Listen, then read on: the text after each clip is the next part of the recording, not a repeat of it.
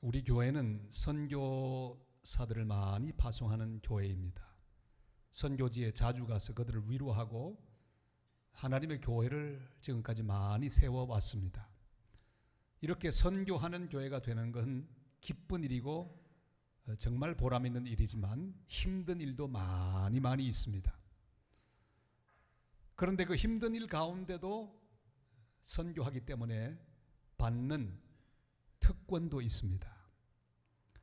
세계적인 커피들을 맛볼 수 있는 특권이 바로 작은 것이지만 그 중에 하나입니다. 한 번은 인도네시아에서 열린 선교사 대회에 제가 말씀을 전하러 갔습니다.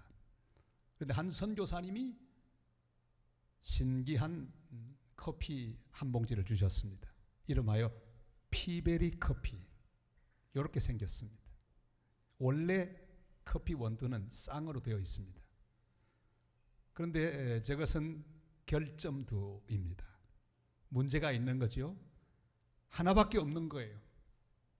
처음엔 버렸습니다. 그런데 시간이 지나고 난 다음에 그 결점두를 모아가지고 커피를 내렸는데 맛이 기가 막혀서 저게 아주 비싼 값에 팔립니다. 또 커피 원두 가운데 아주 큰 킹콩이라고 하는 별명을 가진 마라고지페라는 커피가 있습니다. 이 원두, 이것은 얼마나 큰지 몰라요. 보통 것보다 한 3배 큽니다. 이건 역시 문제가 많아서 다 버렸습니다. 그런데 어느 날 그걸 모아가지고 내려 먹었더니 맛이 또 기가 막혔어요. 저거 3배 이상 비싼 값에 원두가 팔립니다. 한 잔에 한 10만 원 정도 하는 루악 커피도 마찬가지입니다. 인도네시아의 커피를 재배하던 네덜란드 사람들이 인도네시아 사람들 커피 맛을 알면 생산량이 줄어들까 봐 못 먹게 했습니다. 사람이 그러면 안 되죠. 그래도 먹어가면서 하도록 허락을 해야지. 아주 지독한 이 네덜란드 사람들이 원주민들 커피 맛보지 못하도록 금지시켰습니다. 그런데 이 가련한 원주민들이 도대체 커피가 무슨 맛인가 어느 날 가만히 보니까 사양 고양이가 원두를 먹고 똥을 싸는데 그걸 보니까 저거라도 맛보자. 거두어가지고 똥을 씻어내고 내린 커피, 그게 루악 커피죠. 그런데 네덜란드 사람들이 그것마저 또 뺏어가지고는 장사를 했습니다. 아주 비싼 값에 팔리게 되죠. 유명하고 맛있는 커피에는 별다른 유래가 있습니다. 평범하지 않습니다. 아주 고통스러운 내력이 있습니다. 버림을 받았다거나 차별받았다거나 고양이에게 먹히는 아픔을 경험했다든가 똥에 섞여 버려지는 그런 아픔을 경험하기도 했던 원두들입니다. 그러나 그것이 아주 존귀하게 아주 비싼 값으로 사람들의 사랑을 받게 되었지요. 커피만 그런 게 아닙니다. 하나님의 사람도 마찬가지입니다. 하나님이 특별한 사명을 맡겨서 쓰시는 사람들에게는 특별한 고난이 임합니다. 왜냐하면 그가 감당할 일이 특별하기 때문입니다. 바울이 그랬습니다. 그는 자기가 많은 고생을 한 것을 넘치는 고생이라 그렇게 표현했습니다. 옥에 갇히고 수없이 얻어 터지고 여러 번 죽을 뻔했습니다. 돌로 맞고 3번 파선하고 일주일을 바다 위에서 표류하기도 했습니다. 강도의 위험, 바다의 위험, 굶주리는 고통, 잠을 못 자는 고통, 목이 마른 고통, 버림받는 고통, 춥고 헐벗은 고통, 그리고 또 기가 막힌 고통은요, 바울은 다니면서 많은 사람을 치료해 주었습니다. 그런데 자기 병을 위해서는 아무리 기도해도 낫지 않는 질병의 고통을 경험했습니다. 동족들로부터 미움받고 버림받고 배반당하는 고통을 경험했습니다. 이런 극심한 고통들이 그에게 닥쳐온 이유가 무엇입니까? 바울은 오늘 그걸 밝히고 있습니다. 오늘 이 말씀은 우리 인생 가운데 다가오는 넘치는 고통에 대한 하나님의 응답이 꼭 될 수 있기를 바랍니다. 오늘 말씀은 이렇게 되어 있습니다. 왜 넘치는 고난이 나에게 임하느냐?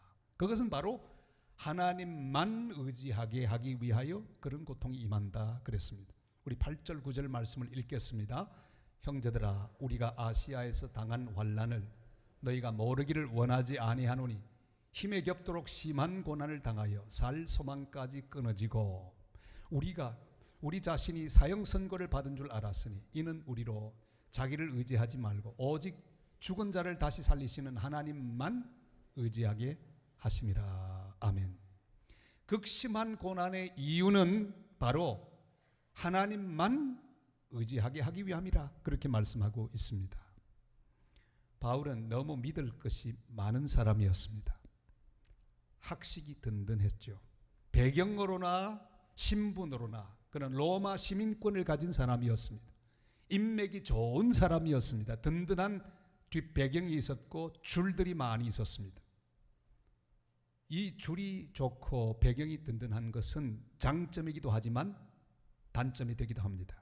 잘못하면 자신의 이런 줄들을 의지할 수 있는 가능성이 있기 때문입니다. 잘못하면 이 줄 의지하다가 하나님 줄을 놓쳐버릴 수 있는 가능성이 있기 때문입니다. 그래 주님은 이 모든 줄들을 다 끊어버리셨습니다. 저는 어떤 면에서 보면 흑수저 목사입니다. 부모님이 불신자였습니다. 여러분, 목사로서 부모님이 불신자라고 하는 게 얼마나 흑수인지 모릅니다. 그리고 제가 처음 출석했던 교회, 우리 고향교회 목사님은 영향력이 별로 없는 목사님이셨어요. 그 성도의 길을 이렇게 열어줄 수 있는 힘을 가지지 못한 그런 목사님이셨습니다. 신학교를 가보니까 이야, 얼마나 금수저들이 많은지.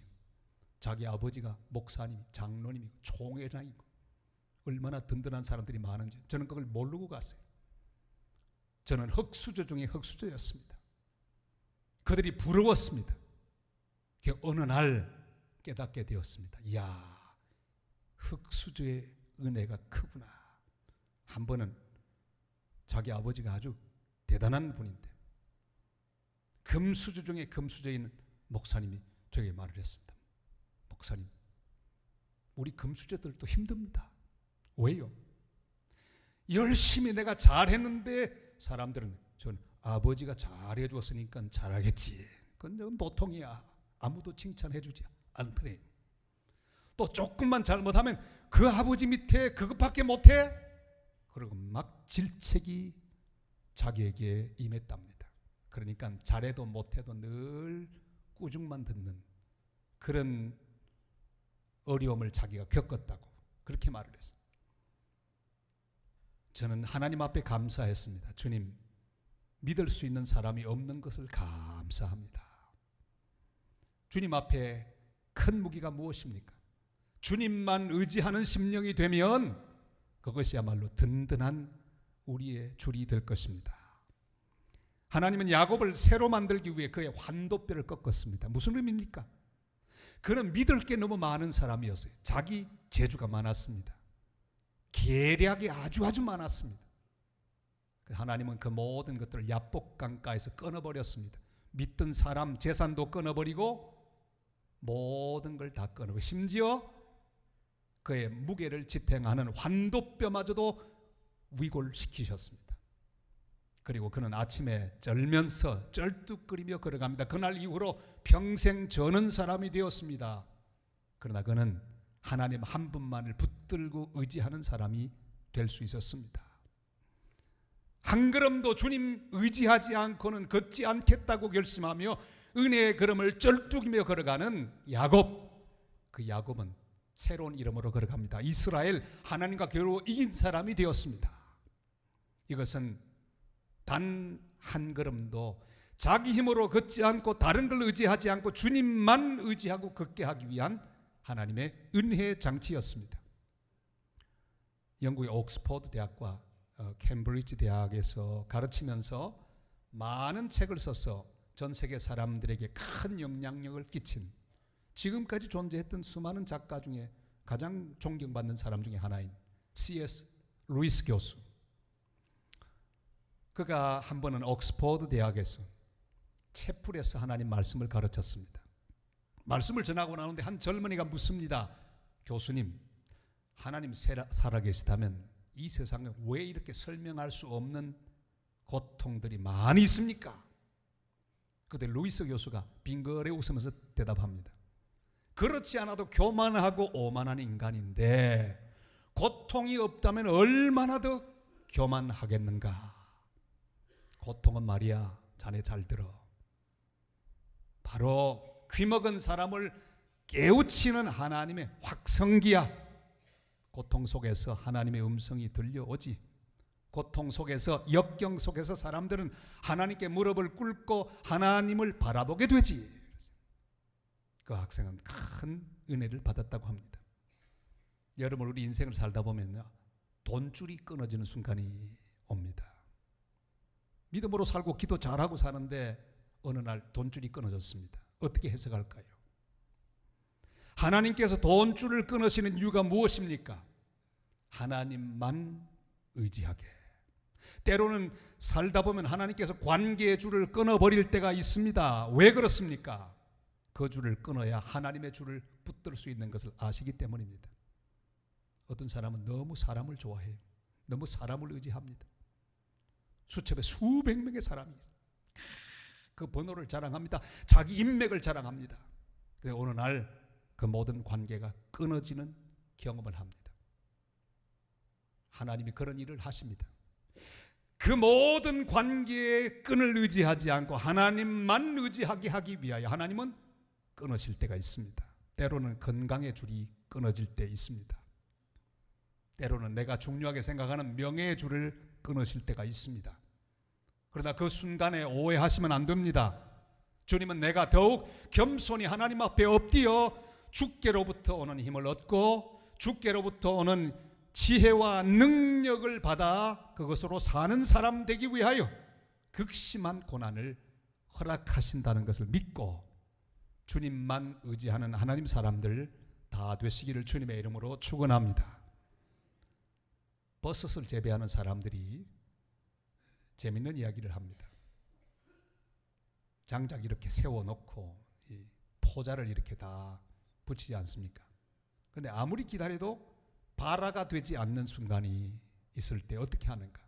그들이 쓰는 비상한 방법이 있습니다. 그것은 이 나무 덩굴을 발로 걷어서 넘어뜨립니다. 그는 망치 같은 걸로 그냥 땅땅 두들겨 때립니다. 그럼 이 포자들이요, 정신을 바짝 차리고 그때 비로소 발화한대요. 그러니까 여러분, 나무 덩굴을 발로 차서 넘어뜨리고 충격을 주는 이유가 무엇입니까? 정신 차리고 발화하라, 빨리 버섯 맺히게 하라, 그 뜻 아니겠어요? 사랑하는 여러분, 하나님 우리의 성장과 유익을 위하여 우리 인생의 등골들을 쓰러뜨리기도 합니다. 우리의 다리를 걸어서 넘어지기도 하십니다. 우리가 미워서 그런 게 아닙니다. 그리고 우리에게 고통을 주십니다. 충격을 주십니다. 왜 그렇습니까? 우리를 고통 가운데 몰아가시는 하나님의 이유가 있습니다. 우리를 넘어뜨리는 하나님은 우리를 다시 세우기 위하여 넘어뜨린다는 사실을 기억해야 합니다. 그런 거로 넘어졌다고 실망하지 말고 믿음으로 다시 일어나야 합니다. 하나님은 나를 다시 일으키기 위하여 넘어뜨리십니다. 우리가 하나님 의지하는 마음이 생긴 것을 확인하기만 한다면 바로 우리를 주님께서는 붙들어 주시고 일으켜 주실 것입니다. 그런 거로 넘어져 있을 때 무엇을 해야 합니까? 불평하고 원망하고 하나님 앞에서 하소연하는 게 아니라 하나님을 붙드는 것입니다. 하나님을 의지하는 것입니다. 내가 하나님을 의지하는 마음, 확신하는 마음, 그것이 하나님 앞에 분명해지면 우리 하나님은 바로 우리의 손을 잡아 일으켜 주실 것입니다.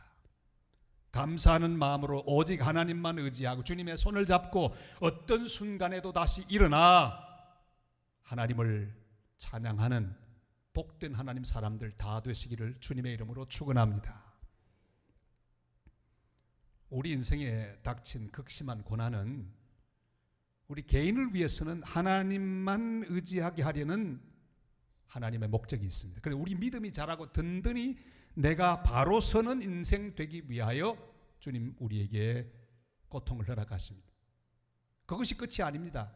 바로 우리가 그렇게 위로를 받고 바로 서게 되어서 우리를 통해 하시려는 사역이 있기 때문입니다. 바로 우리를 통해 또 다른 사람을 위로하게 하시기 위함입니다. 너희가 위로를 받게, 그렇게 말씀하시죠. 내가 위로를 받은 것이 아니라 또 다른 사람이 나를 통해 위로받게 하기 위하여 고통을 주신다는 말씀입니다. 6절 말씀을 다 같이 읽습니다.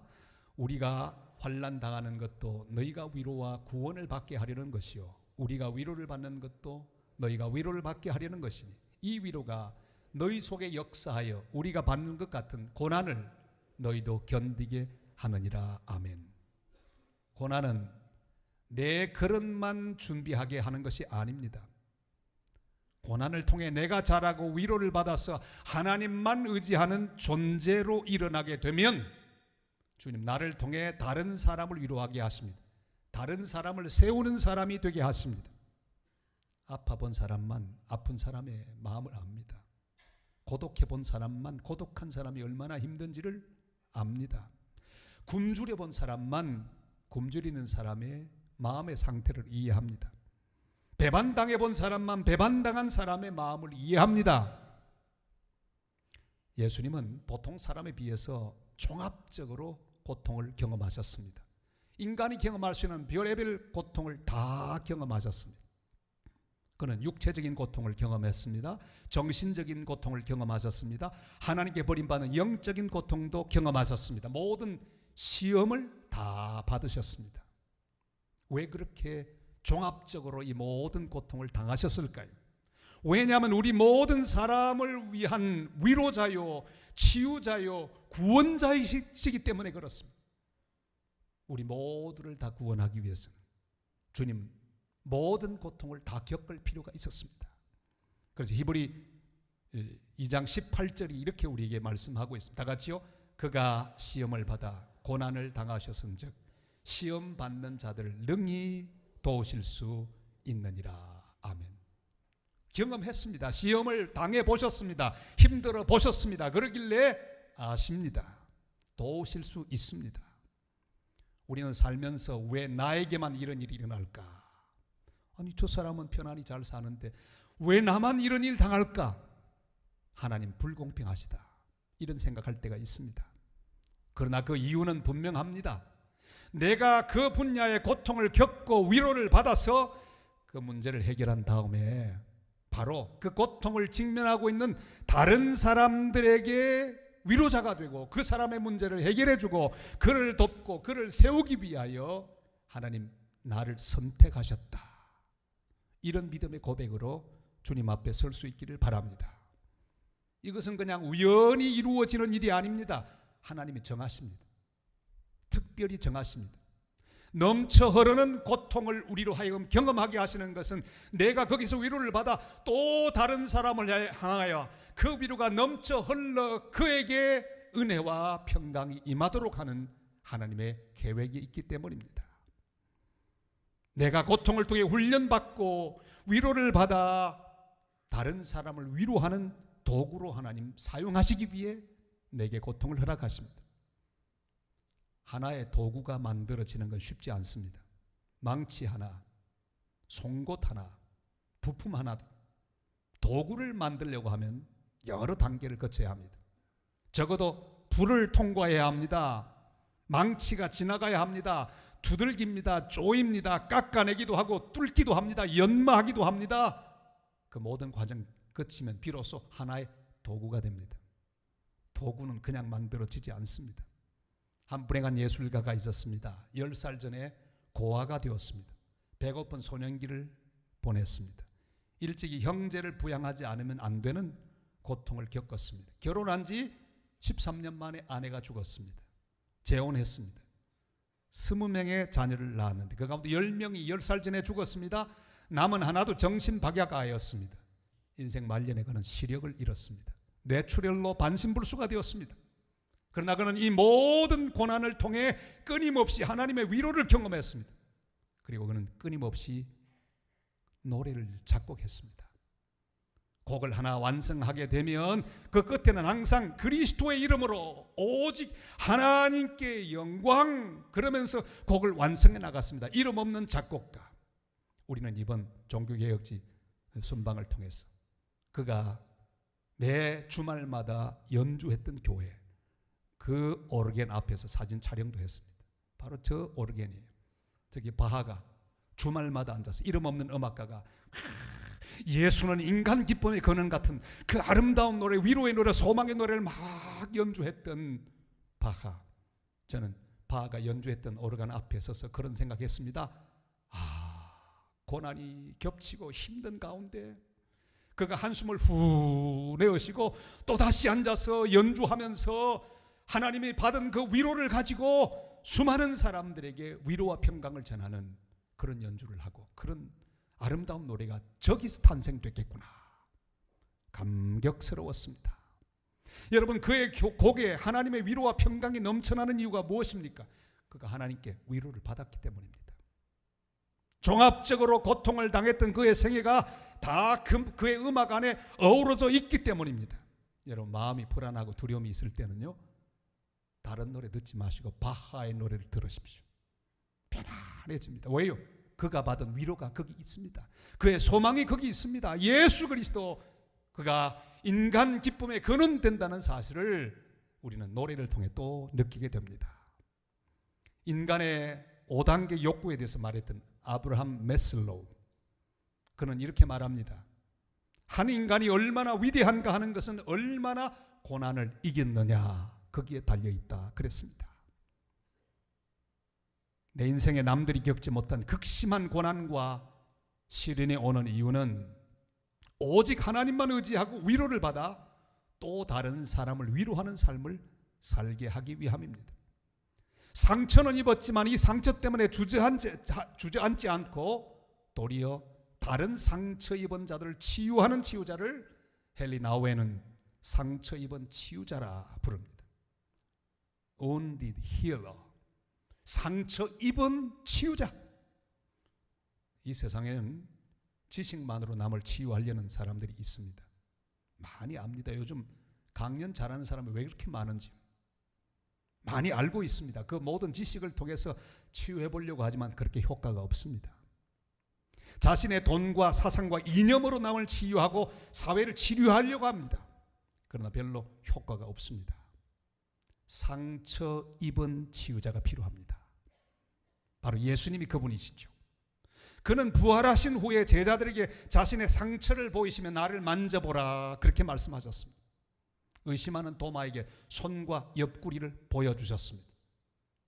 여러분, 상처 입은 치유자, 예수님의 그 상처는 이미 치유된 상처였습니다. 십자가에서 상처 입으신 예수님은 우리의 모든 상처에 대한 치유자이십니다. 그는 이 땅에 오셔서 모든 자들의 몸의 상처, 마음의 상처, 영혼의 상처를 다 치유하셨습니다. 예수 그리스도의 치유를 경험하는 예배가 되시기를 바랍니다. 이 시간 어떤 상태에 있든지 주님 앞에 나온 하나님의 백성들 한 사람 한 사람 주님이 허락하시는 놀라운 치유를 경험하는 은혜가 함께 하시기를 주님의 이름으로 축복합니다. 주님은 치유하시는 분, 그러나 상처 입은 치유자이십니다. 다른 사람들을 치유하는 상처 입은 치유자, 우리는 주님 앞에 서서 우리의 상처를 치유받게 되고 넘쳐 흐르게 되면 내 상처로 말미암아 또 다른 사람을 주님처럼 치유하게 되는 그런 상처 입은 치유자가 될 수 있습니다. 주님이 내게 허락한 상처는 우연이 아닙니다. 나를 키우는 상처입니다. 나를 세우는 상처입니다. 나를 주님 곁에 가까이 두는 상처입니다. 그래서 다른 사람을 위로하며 다른 사람의 상처를 치유하기 위한 그런 특별한 상처입니다. 남들보다 더 극심한 고난이 주어졌다면 그 누군가 나의 도움이 더욱 간절한 사람이 있는 것이 분명합니다. 이런 하나님의 섭리를 알고 하나님의 특별한 사역을 위하여 특별하게 고난당하고 상처를 경험하게 하신다는 사실을 알고 감사하는 하나님의 사람들이 되시기를 바랍니다. 우리 한국 사람들의 마음속에 기억되는 많은 영화들이 있는데 그 가운데 정말 감동적으로 남아있는 영화는 서편제라는 영화입니다. 온 국민을 울렸습니다. 두 사람이 기억나죠. 아버지 유봉, 그는 떠돌이 소리품을 파는 소리꾼이었습니다. 그리고 그의 양딸인 송화. 아버지는 이 송화가 자기를 떠나지 않게 하기 위하여, 다른 데 가지 않고 자기 곁에 머물게 하기 위하여, 그리고 또 그 송화가 명창이 되게 하기 위하여 한 가지 끔찍한 일을 계획합니다. 명창이 되려면 한이 설해야 되는데 어떻게 하면 될까 고민하는데 이 두 가지를 한목에 잡을 수 있는 방법이 있었으니 그것은 자기 양딸 송화의 눈을 멀게 하는 거예요. 어떤 약을 통해 눈을 멀게 합니다. 결과적으로 머물게 되었습니다. 그 뒤에 물론 자기는 죽죠. 죽으면서 거기에 대한 것을 다 사과하고 죽습니다. 그는 명창이 됩니다. 마지막에 바로 이 송화가 어붓오빠 동호를 만나고 절창의 소리를 하는 장면으로 끝이 납니다. 세상에 그런 일이 있을까요? 그건 다 지어낸 말입니다. 그런 아버지가 있다면 큰일 나겠죠. 그러나 저는 가만히 그 영화를 보면서 제 마음속에 담기는 그런 메시지 하나가 있었습니다. 우리를 사랑하는 우리 하나님 아버지가 우리에게 극심한 고난을 주시는 이유는 분명합니다. 주님 곁에 나를 두기 위하여, 주님 곁에 가까이 두기 위하여, 주님만 의지하고 이 험한 세상에서 주께로부터 오는 힘만을 의지하고 사는 사람이 되게 하기 위하여 고난을 허락하신다는 사실입니다. 극심한 고난 중에 있으십니까? 더욱 주님을 의지하십시오. 이게 답입니다. 더욱 주님을 바라보시고 주님을 더욱더 의지하고 주님을 붙드는 하나님 사람들이 되시기를 바랍니다. 주님이 나에게 극심한 고난을 주시는 이유는 내가 주님의 위로를 받아 천국의 명창, 복음의 명창, 소망의 명창이 되어서 다른 사람들을 위로하고 소망을 주고 천국으로 인도하기 위함입니다. 상처를 입지 않은 성도는 아무도 없습니다. 믿음으로 좀 살려고 하는 사람들에게는 다 상처를 경험합니다. 고난을 경험합니다. 도종환 시인은 그의 시 흔들리며 피는 꽃에서 이렇게 노래합니다. 흔들리지 않고 피는 꽃이 어디 있으랴. 이 세상 그 어떤 아름다운 꽃들도 다 흔들리면서 줄기를 곧게 세웠나니 흔들리지 않고 가는 사람이 어디 있으랴. 젖지 않고 피는 꽃이 어디 있으랴. 이 세상 그 어떤 빛나는 꽃들도 다 젖으며 피었나니 바람과 비에 젖으며 꽃잎 따뜻하게 피웠나니. 사랑하는 여러분, 우리도 흔들릴 수 있습니다. 그러나 꺾이면 안 됩니다. 믿음으로 일어나 주님의 위로를 받고 은혜를 받고 다시 서서 주님처럼, 바울처럼 주님이 만나게 하시는 사람들을 위로하고 세워주고 붙들어 주어 상처를 치유하는, 상처 입은 치유자들이 다 되시기를 주님의 이름으로 축원합니다. 오늘 주님이 주시는 말씀을 입으로 고백하며 주 앞에 영광을 돌리십시다. 고린도후서 4장 7절로 10절 말씀 우리 다 같이 읽습니다. 우리가 이 보배를 질그릇에 가졌으니 이는 심히 큰 능력은 하나님께 있고 우리에게 있지 아니함을 알게 하려 함이라. 우리가 사방으로 우겨쌈을 당하여도 쌓이지 아니하며 답답한 일을 당하여도 낙심하지 아니하며 박해를 받아도 버림받지 아니하며 거꾸러뜨림을 당하여도 망하지 아니하고 우리가 항상 예수의 죽음을 몸에 짊어지는 예수의 생명이 또한 우리 몸에 나타나게 하려 함이라. 아멘. 왜 나만 겪는 고난이냐고 우리 응답의 찬양을 하겠습니다.